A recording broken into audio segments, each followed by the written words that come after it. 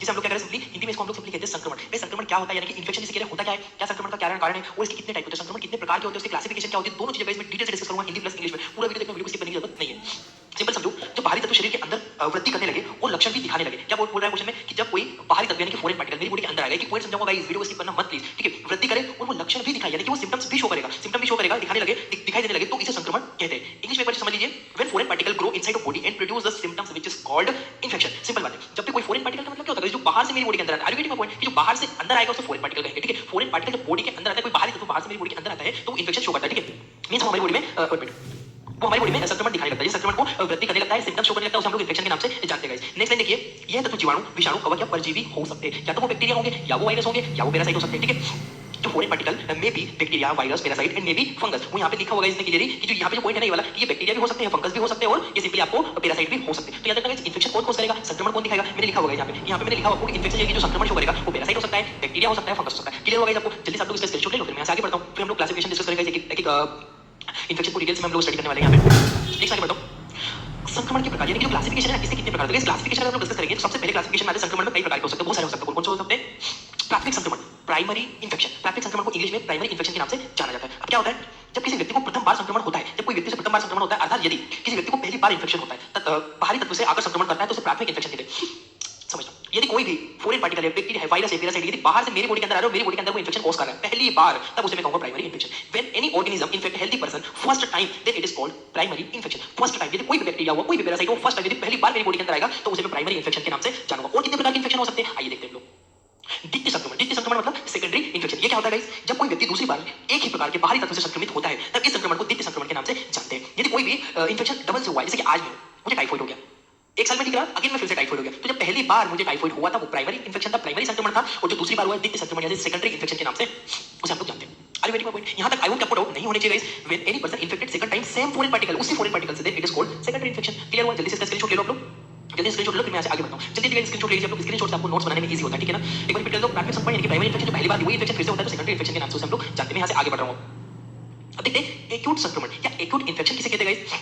यदि कोई व्यक्ति तत्काल में किसी बीमारी से संक्रमित हुआ है, तो इसे एक्यूट संक्रमण कहते हैं। क्या बोलना है, क्वेश्चन का मतलब समझना। यदि कोई व्यक्ति, कोई पर्सन है तत्काल में, अभी अभी करंटली में किसी बीमारी, जैसे कि टाइफाइड हो गया, जैसे कि डेंगू हो गया, और क्या हो सकता है, अभी अभी इन्फेक्शन हुआ है, मलेरिया हो गया, अभी हुआ है, मैं बोलूँ कि नहीं यार मुझे कल कैंसर हो गया, एक दिन में कैंसर नहीं होता गाइस। तो मैं बात कर रहा हूँ जो मुझे अभी हुआ है, करंट में हुआ है, तत्काल में कोई संक्रमण हुआ है, उसे मैं कहूंगा एक्यूट इन्फेक्शन। क्लियर हुआ गाइस? अब मैं बात करता हूँ क्रोनिक इन्फेक्शन। क्रोनिक का मतलब क्या? क्रोनिक मतलब बहुत पुरानी बीमारी, आज का इन्फेक्शन नहीं है। जैसे कि कैंसर, मैं कह सकता हूँ कैंसर बहुत सालों से, टीबी बहुत सालों से, कोई अभी तो नहीं हुआ कि मेरे को कल ही टीबी हुआ है, ट्यूबरक्लोसिस बैक्टीरिया ऑलरेडी पहले बॉडी में आ चुका था, पर उसने सिम्टम्स आज दिखाने लगा है, तो इसे मैं क्रोनिक इन्फेक्शन कहूंगा। और भी बहुत सारे इन्फेक्शन हो सकते हैं जो कि हम लोग को दिखाई देने लगते हैं आफ्टर द सिम्टम्स, ठीक है।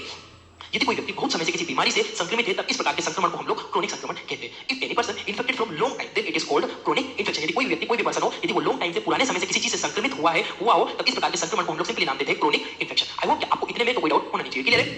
नेक्स्ट, ड्रॉपलेट संक्रमण। कोरोना में बहुत हुआ है, कोविड एक प्रकार का ड्रॉपलेट इन्फेक्शन था। कोरोना किस प्रकार का इन्फेक्शन था? संक्रमण ही था ना। किस प्रकार का संक्रमण था, किस प्रकार की महामारी थी? ड्रॉपलेट। ड्रॉपलेट क्यों? 2 गज की दूरी जरूरी है हमारे लिए। वो 2 गज की दूरी क्यों? क्योंकि हम लोग छींकते हैं, खांसते समय मुंह से छोटी छोटी पानी की बूंदें निकालते हैं, उसे ड्रॉप कहते हैं। उसके द्वारा फैला गया इन्फेक्शन ड्रॉपलेट इन्फेक्शन कहलाता है। देखिए, किसी व्यक्ति के छींकते या खांसते समय मुंह के द्वारा कई छोटी छोटी बूंदें निकलती है, इस बूंदों के द्वारा फैला गया इन्फेक्शन ड्रॉपलेट इन्फेक्शन कहलाता है। मैं छींकूंगा आज, तो मेरे मुंह से क्या निकला? छोटी छोटी बूंदें निकली। खांसते समय मुंह से छोटी छोटी बूंदें निकली पानी की, और सामने यदि कोई व्यक्ति बिल्कुल मुंह में से पास उसकी बात कर रहा है, तो क्या होगा? उसे ड्रॉपलेट ट्रांसफर होगा। इसे दूर से बात करना, क्यों? क्योंकि उसके ड्रॉप हमारे माउथ में ट्रांसफर नहीं होने चाहिए। बच्चों को भी हमें ऐसे नहीं करना चाहिए कि हम लोग बच्चों को एकदम पास में घुसा के बात करें, क्योंकि हमारा इन्फेक्शन हमको हो सकता है, हम ट्रांसफर कर सकते हैं। तो याद रखना, डिसीज ऐसे ट्रांसफर होती है, और इस प्रकार के इन्फेक्शन को किस नाम से बुला रहे हैं? Droplet infection. एक बार इंग्लिश में पढ़ लो।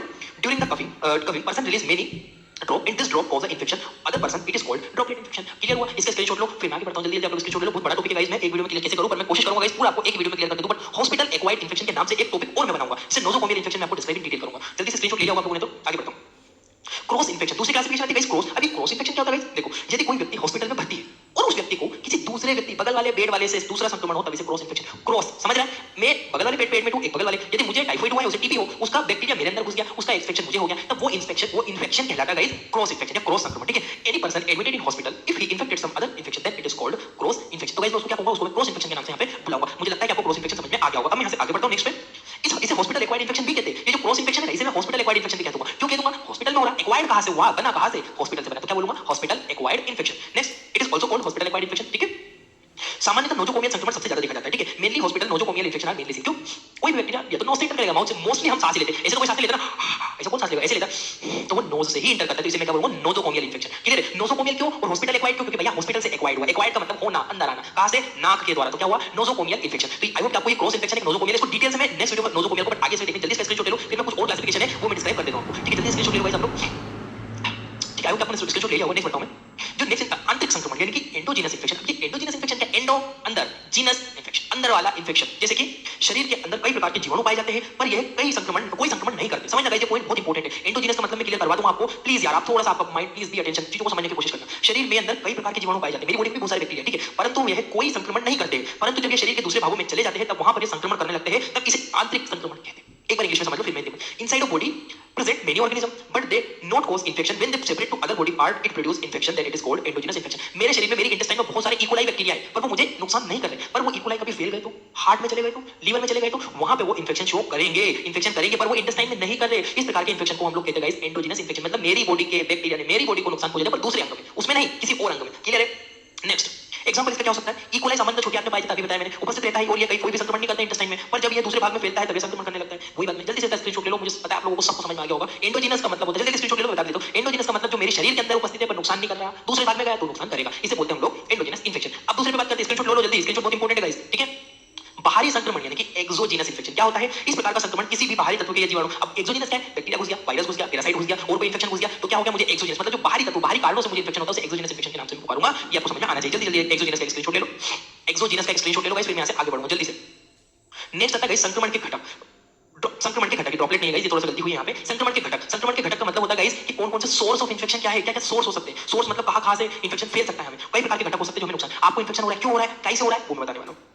मनुष्य, ह्यूमन, भैया मनुष्य ही मनुष्य का दुश्मन है। जैसे कि मुझे कोई बीमारी है, देखो भैया मैं एग्जांपल देता हूं, मुझे कोई बीमारी नहीं, सच्चा सिंपल इंसान हूं, मुझे किसी भी प्रकार की कोई बीमारी नहीं है, पर मनुष्य ही मनुष्य को इन्फेक्शन फैलाता है। जैसे कि भैया मनुष्य के द्वारा कई प्रकार के संक्रमण एक व्यक्ति से दूसरे व्यक्ति में फैलाए जा सकते हैं। बाय ह्यूमन बीइंग सेपरेट मेरे इन्फेक्शन 1% टू अदर पर्सन। ठीक है, कैसे फैलाता है बताता हूं।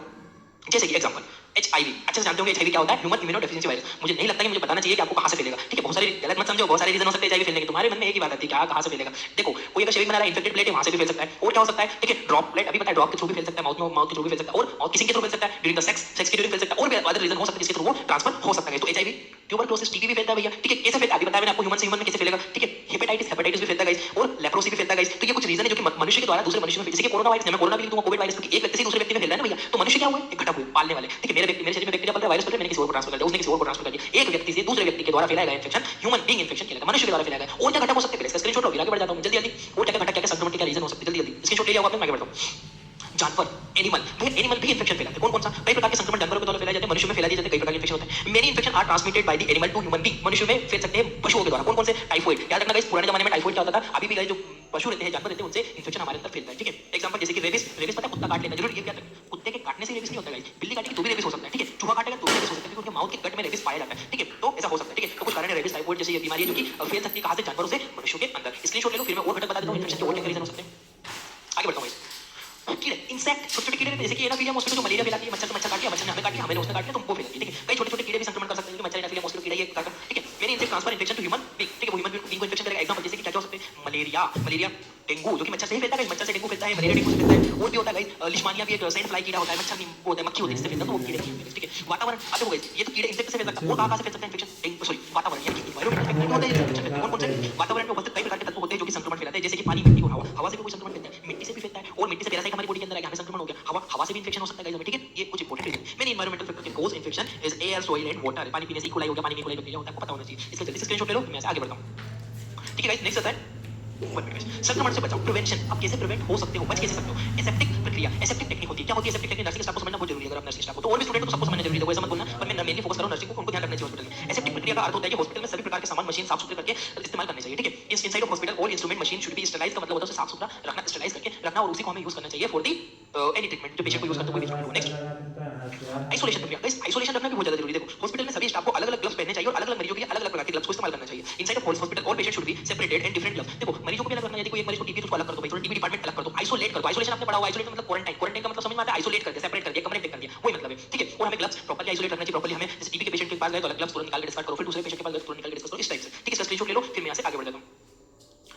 फ्यूमिगेशन, गाइस फ्यूमिगेशन टेक्निक होती है, धुआं निकलता है, अगर आपने देखा होगा, आज सर्च करो YouTube पे जाके फ्यूमिगेशन क्या होता है वहां से समझना। हॉस्पिटल में सभी कमरे, ऑपरेशन थिएटर के अंदर समय-समय पर फ्यूमिगेशन करवाना चाहिए। फ्यूमिगेशन में कुछ केमिकल रहते हैं जिसके थ्रू स्टरलाइज करते हैं हम लोग। Inside of hospital all operation theatre वगैरह शुड बी फ्यूमिगेटेड, प्रॉपर्ली फ्यूमिगेट करना चाहिए। बायोलॉजिकल वेस्ट, देखो गाइस ये बेसिक से टॉपिक है, बायोलॉजिकल वेस्ट को साइड से डिस्कार्ड करना चाहिए, ये भी आपको याद होना चाहिए। उसके अलावा स्टरलाइजेशन की प्रक्रिया होती है, मेरी वीडियो में जाके देख लो, चैनल में आपको स्टरलाइजेशन मिल जाएगा। स्टरलाइजेशन भी प्रॉपर्ली इंस्ट्रूमेंट को करना चाहिए। ठीक है गाइस, आई होप कि आपको यहाँ पे बेसिक इन्फॉर्मेशन समझ में आएगी। नेक्स्ट वीडियो आने वाली है, जल्दी आएगी। उसको इस वीडियो को लाइक, चैनल को सब्सक्राइब कर दो। इस वीडियो को अच्छा रिस्पॉन्स मिला तो मैं नेक्स्ट वीडियो डेफिनेटली अपलोड करने वाला हूँ। हॉस्पिटल एक्वायर्ड इन्फेक्शन यानी कि नोज़ोकोमियल इन्फेक्शन क्या होता है। Thank you for watching. ये आपका अपना इंडियन मेडिकल लेक्चर।